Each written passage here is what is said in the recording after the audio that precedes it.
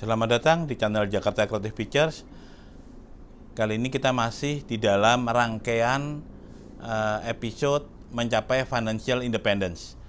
Episode kali ini adalah menjelaskan secara detail step ketiga, yaitu membangun financial base. Nah, mencapai financial independence tentunya masih ingat ada 4 step ya, kita refresh saja memori. Yang pertama, menaikkan pendapatan atau menaikkan income. Yang kedua, mengendalikan pengeluaran. Itu sudah ada di step 1, step 2 sudah kita jelaskan di video sebelumnya. Yang ketiga adalah membangun financial base.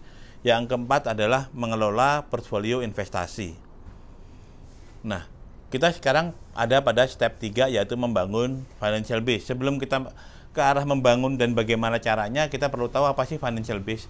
Financial base itu untuk mudahnya barangkali Anda paham military base ya, pangkalan militer. Setiap negara punya military base atau pangkalan militer untuk mempertahankan eksistensi mereka. Negara sekecil apapun itu perlu military base. Untuk individu seperti Anda dan saya tidak perlu military base. Kita hanya perlu financial base. Tujuannya sama, untuk mempertahankan eksistensi kita tanpa kita bergantung pada korporasi di tempat kita bekerja atau di instansi pemerintah manapun. Jadi untuk mempertahankan eksistensi kita ya, tanpa kita bergantung pada orang lain atau pada korporasi lain. Nah, setelah tahu apa itu financial base, kemudian berapa financial base yang dibutuhkan untuk kita menjadi financial independent, tidak bergantung lagi pada korporasi. Idealnya, kita cantumkan sebentar ya, financial hierarchy ya. Dari mulai financial dependent, yang step pertama, level 1, level 2 itu financial survival, level 3 financial stability, level 4 financial security, level 5 financial independence. Bisa dibaca di financial independence itu dibutuhkan Anda harus mempunyai fund atau financial base sebesar 20 kali dari kebutuhan tahunan Anda. Bagaimana menghitungnya? Mudah ya. Jadi kalau Anda misalnya sebulan saya butuh 25 juta, kebutuhan per bulan saya 25 juta, maka per tahun Anda akan butuh 25 kali 12 itu 300 juta ya.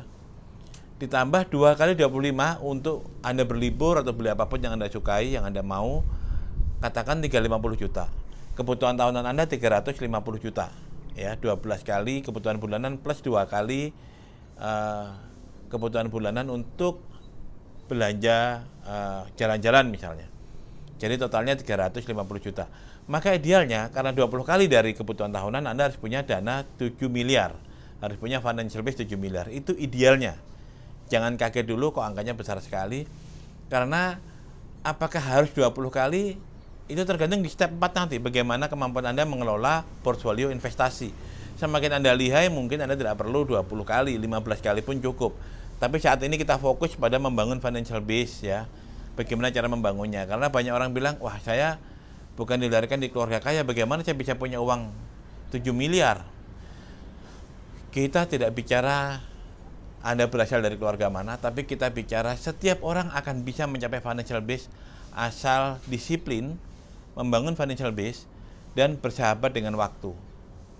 Jadi sahabat terbaik seorang investor adalah disiplin atau kedisiplinan dan waktu. Nah, bagaimana caranya? Kalau saat ini Anda masih bekerja pada korporasi atau pada instansi pemerintah atau pada apapun, it's fine.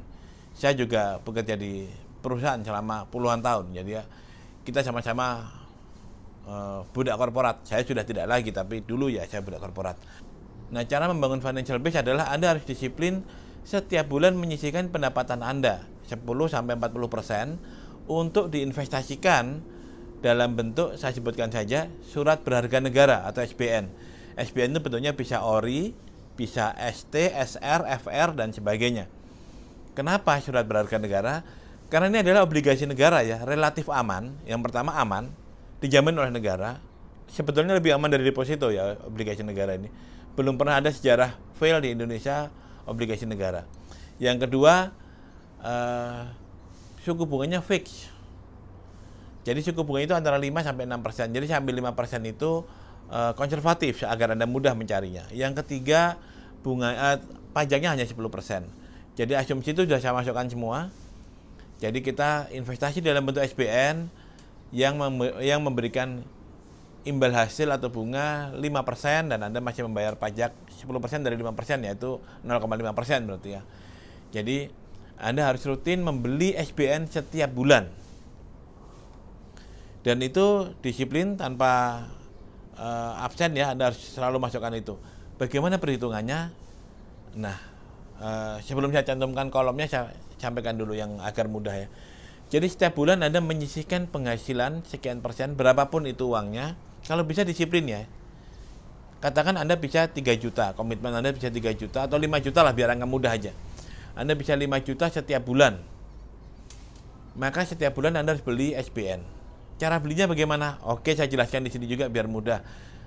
Saya tidak mengendorse, sebelumnya saya sampaikan, saya menggunakan MyBCA atau Welma. Jadi kita bisa beli online, Anda bisa beli pakai yang lain, Mandiri juga punya itu.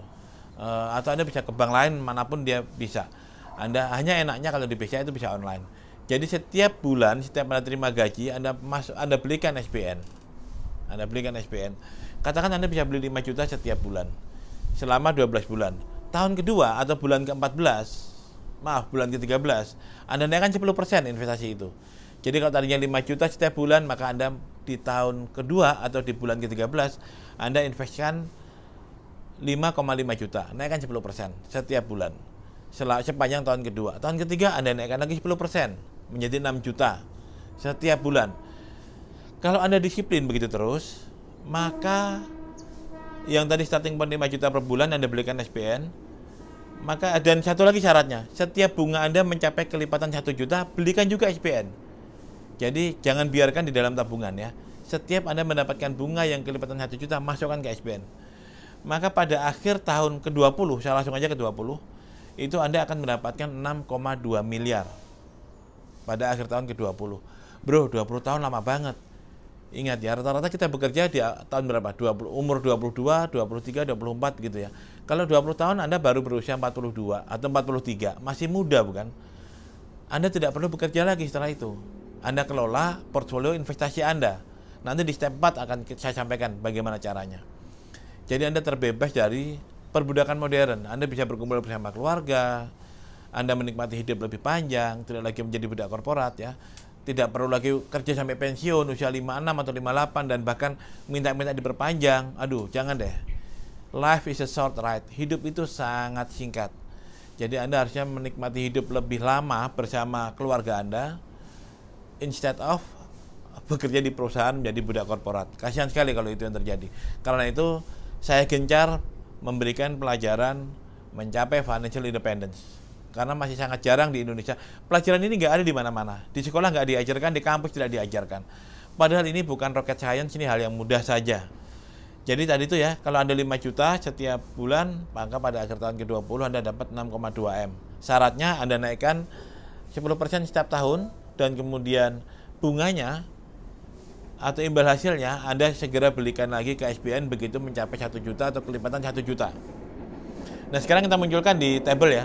Jadi itu kolom pertama ada skenario 1, skenario 2, skenario 3, skenario 4. Di skenario 1, misalkan kita hanya bisa 3 juta per bulan ya. Kita hanya bisa membangun financial base 3 juta per bulan, dan kemudian di tahun kedua Anda naikkan itu ya, di investment itu tahun kedua Anda naikkan 10% jadi 3,3 juta per bulan. Di tahun ketiga Anda naikkan menjadi 3,6 juta per bulan.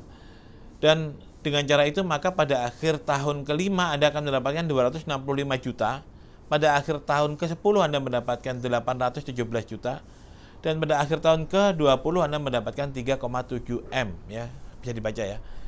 Untuk skenario 2 yang starting point-nya 5 juta per bulan, dengan asumsi Anda menaikkan investasi 10% per tahun dan imbal hasil atau bunga di SBN itu 5%, di SBN Anda mudah mencari 5% karena 5-6% bunganya ya. Dan pajak dari interest itu 10%, jadi 0,5 jadinya.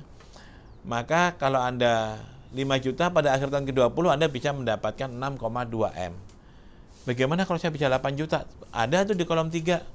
Kalau Anda 8 juta starting point-nya, maka pada akhir tahun ke-20 Anda bisa mendapatkan 9,9 M. Ini simulasi yang kita lakukan, dan kalau Anda ingin tabelnya lebih detail mungkin kita bahas di episode terpisah, tapi ini adalah penggambaran keajaiban compounding interest atau bunga berbunga. Karena setiap Anda mendapatkan bunga dan mencapai kelipatan 1 juta untuk beli SBN, Anda belikan SBN lagi. Kalau Anda mulai 10 juta, pada akhir tahun ke-20 Anda bisa mencapai 12,4 M. Jadi tidak terlalu sulit, ini bukan rocket science. Anda bisa, kalau saya dan orang lain bisa mencapai financial independence, Anda juga bisa. Nah, setelah itu Anda masuk ke step 4, di episode berikutnya akan kita bahas apakah harus 20 kali kebutuhan tahunan. Itu relatif, tapi yang penting Anda mulai dulu ya, bangun financial base sesuai table ini. Kalau Anda masih ragu, masih ada yang belum paham, di rewind saja, diputar ulang, tidak masalah, free. Pelajaran ini tidak ada di tempat lain, tidak ada di sekolah, tidak ada di kampus.